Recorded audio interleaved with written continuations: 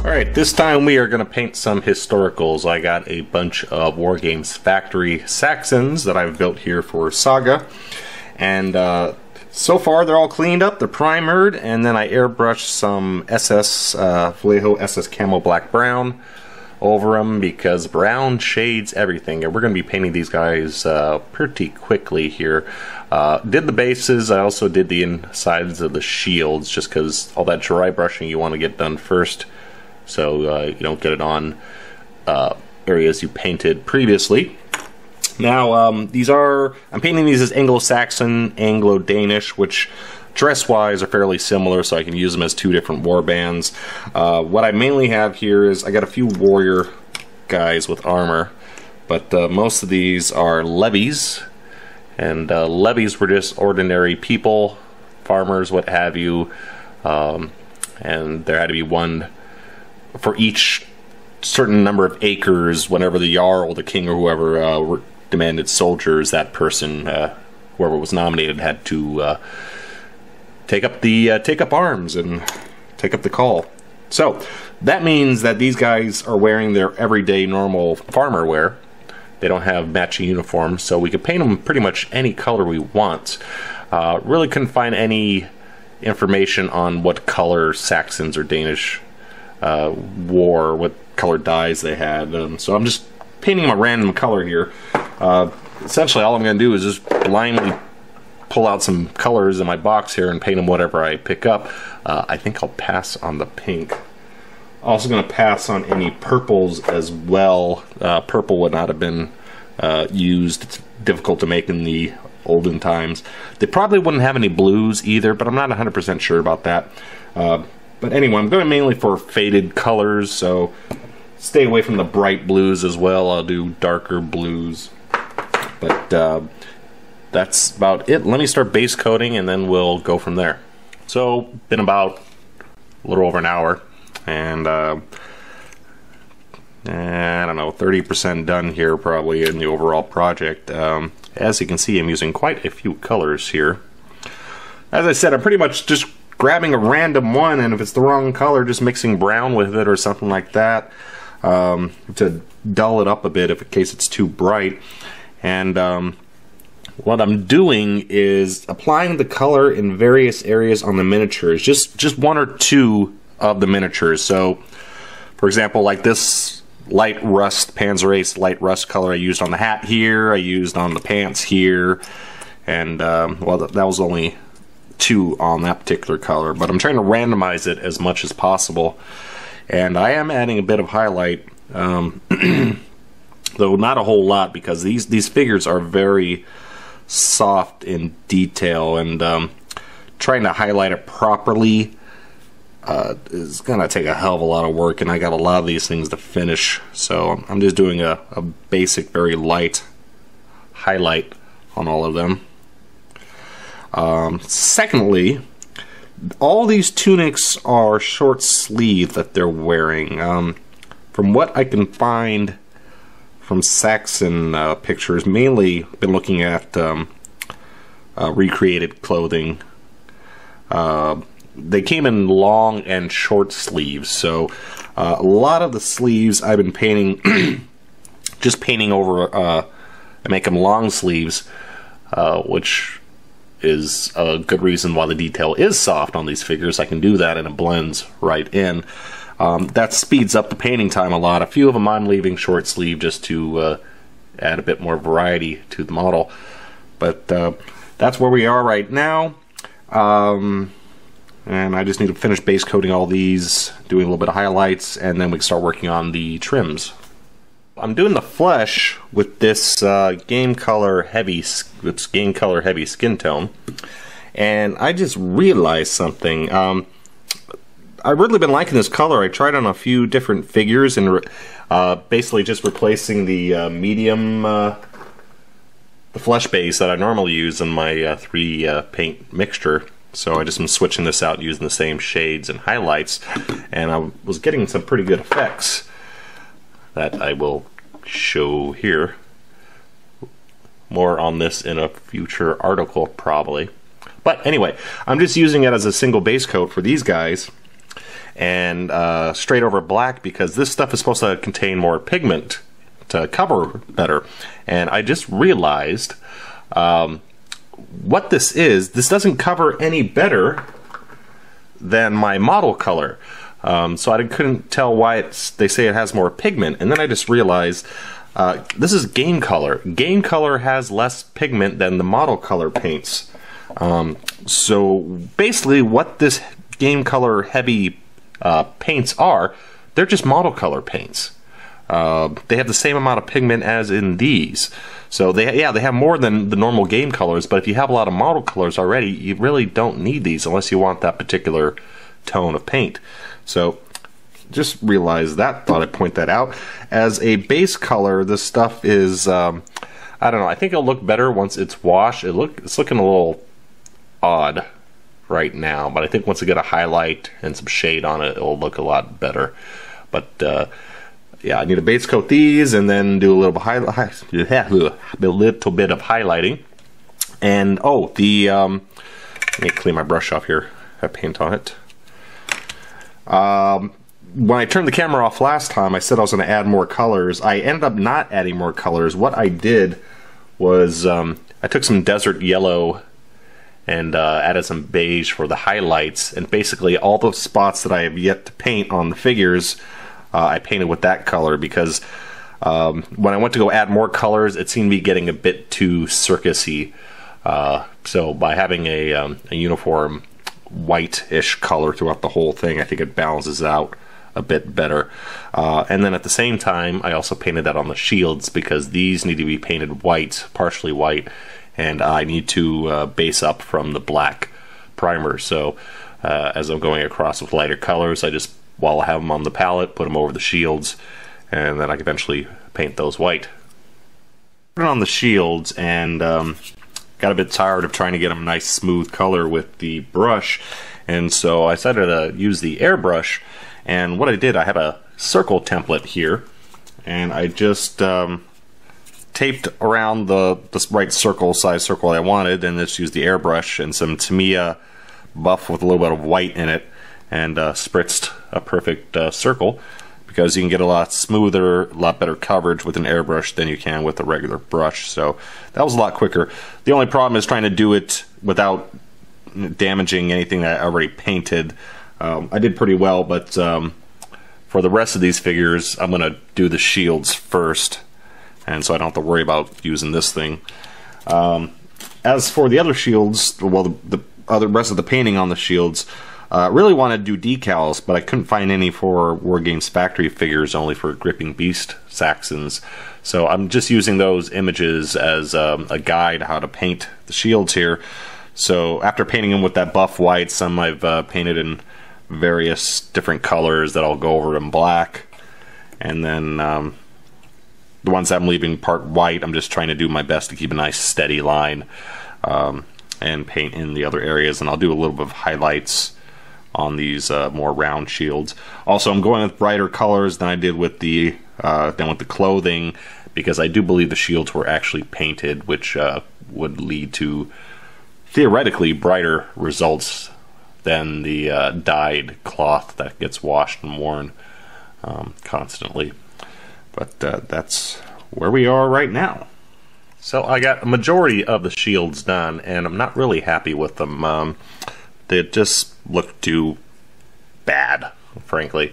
If I wanted to spend more time, I could add some highlighting and shade and nix and all that, but I'm not willing to spend that much time on these figures. So I ordered some shield decals that are specifically for the Gripping Beast Saxons, and I'm hoping that the shield sizes are going to be relatively the same. If not, I'll have to go back to this or come up with a plan C. But anyway, I just ordered those, and it comes from the UK, so it's probably going to take a week to get here. So in the meantime, I'm going to start working on the other figures. I have my entire Saga army in a little bag. So I'm going to start putting these together and paint them up to get to this point, and hopefully by that time the decals will be here and we can move on. Alright, welcome back everybody. It's actually been about 2 weeks since I've touched these miniatures, mainly because I was waiting on some decals for the shields, and plus I got sick and well, didn't get much done for about a week or so. But anyway, not sure where I left off with recording footage. I started painting designs on the shields, and I really didn't like how they looked. I could have made them look good if I spent the time painting them, but I didn't want to spend that much time on these. These are supposed to be quick paint figures.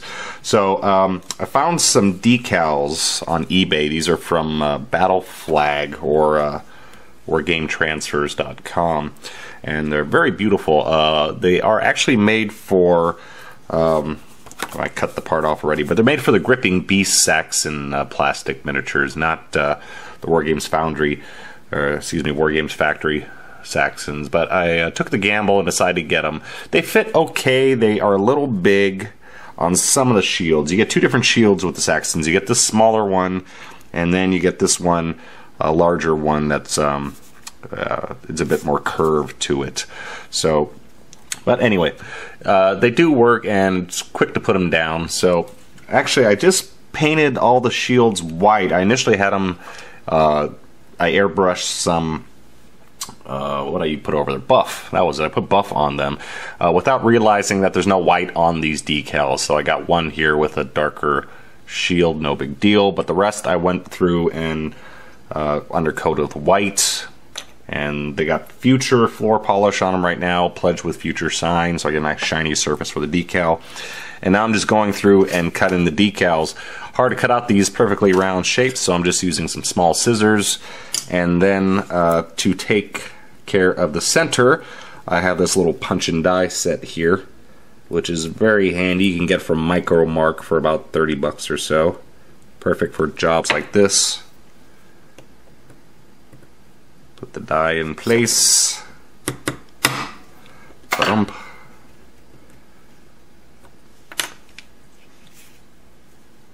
And there we go. Center's cut out. So now I'm just going through and painting these on. Oh, the ones that are a bit too large, no big deal, because I can just paint over. I haven't painted the metal part of the shields yet, so I can just paint over the decal. No big deal at all, and that'll take care of that. We're getting close to the end. So here's all my decal shields. Came out looking pretty good. The round circles in the center are a bit too large for the shields. No big deal. I'll just paint a bit more. Paint the emboss just a little bit bigger. Should be fine. I probably should go down a size on my punch and die. You know, I can't go down too far because it's not like, you know, there is a blank center in here. Which, when you think about it, they probably should just had the decal go all the way across. You have to cut it out anyway, so what's the point in leaving it empty? But again, they weren't made for this figure, so I can't complain too much. Right now I'm just going through and painting in some of the details. I redid the skin with my standard Panzer Ace flesh base with a little bit of highlight, just because I wasn't liking the look of the heavy skin tone. It's just a bit too brown for all these brown figures, and I wasn't sure how it was going to come out after the Army Painter Quick Shade, so just to be safe, I did that. I did all the hair. I did a few in black just because I'm not sure if they would have black hair. These are all Anglo-Saxons. I don't know if they'd be all blonde or not, but just for some variety I put some in. And to do the hair, basically, you can see on my palette here, I just have a bunch of different shades of brown. I got yellow ochre, a flat earth, some beastie brown, some chocolate brown, a little black, and basically I just randomly mixed them together. You know, I painted like this one yellow ochre, and then I would mix a little English uniform and paint that one, and then mix in a little bit of beastie brown or something and paint that one, and just so it's slightly different each one. No rhyme or reason to it really, but it allows me to paint them fast, and then some of them I did a few quick highlights on.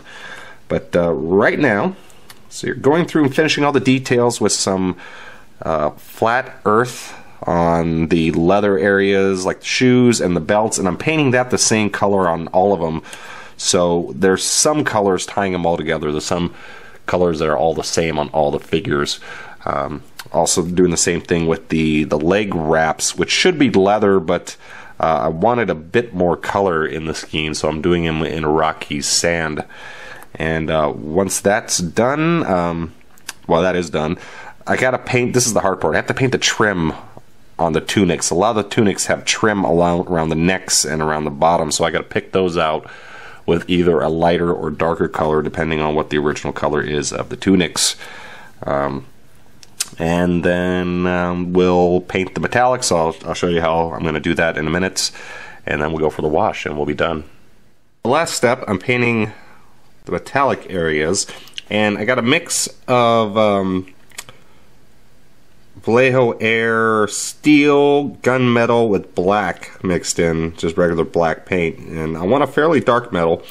A lot of people, when they paint metal, they always want to paint them super bright, you know, like it's polished steel. And you just gotta remember, if you're looking historically, you know, steel was only used in a very small, for a very short amount of time during the later, like, medieval period. Before that, I mean, weapons were made out of so many different materials. Iron, for example, you're not going to get the same high sheen you are from iron that you are from polished steel. So I like to keep these weapons a bit darker because I think it's a bit more realistic. So that's just what I'm doing now, and trying to paint over this decal is a bit of a pain, actually, because now I can see the edge coming out. I can see how far I went off the center of the shield. So this is a bit annoying to paint, actually. But once this is done, I'm going to coat it with some dull coat.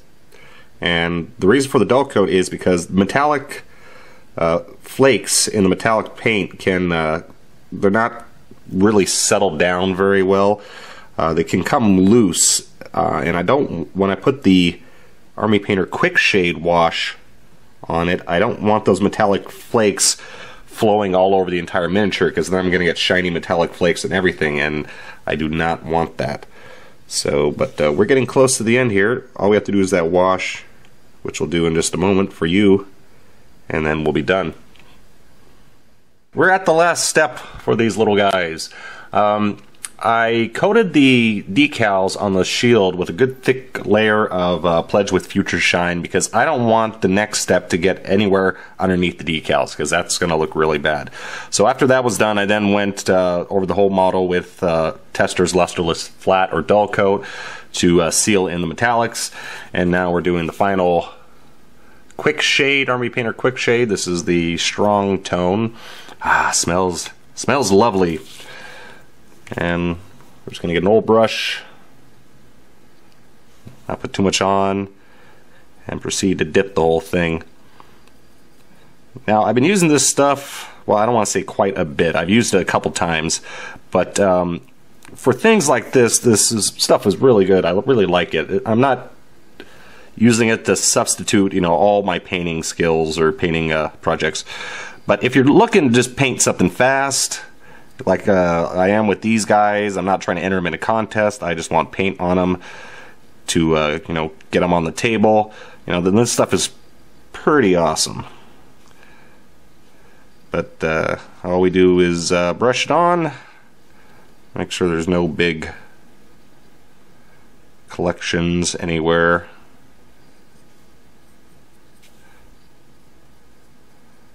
And that's about it. One figure done. Now we just gotta set this aside for about 24 hours, and little pool there. Set it aside for 24 hours and then hit it with some gloss coat, finish off the base, and we are good to go. There we are, we all done. I got all my Saxons magnetized, painted, and protecting the valuable can of Army Painter Quick Shade. And oops, strong magnets. Close up on a couple of them here for you. So these are just quick and dirty paint jobs. Not everything I paint You know, I try to paint to the highest standard. Some stuff, just like everybody else, I just want painted and getting on the table. So, you know, a job like this is not impressive, I don't believe, but it is done, and I hope this encourages other people to just get their stuff painted. I mean, you don't have to do 20 layers like I do on other projects and super highlights and hand-painted flowers and all that. This is just mainly just base coat with a Army Painter quick shade, and that was it. I did a second batch. It took me about 2 days painting, 3 days, well, 2 evenings, 3 days when you count the dry time on everything.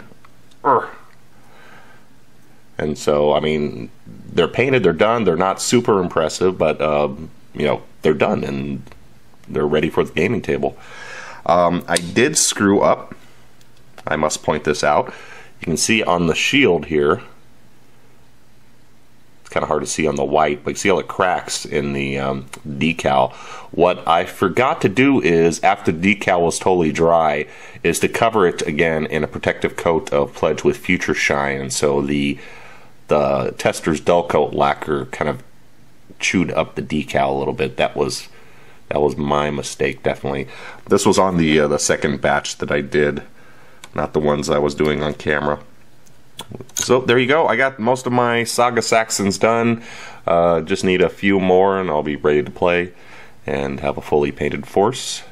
And as always, I hope this inspires you to get your miniatures painted. Again, doesn't take a whole lot of time, doesn't take a whole lot of skill to do something like this. It's just a lot of slapping of paint and slapping on the quick shade, and you could have a fully painted force in no time. As always, thanks for watching.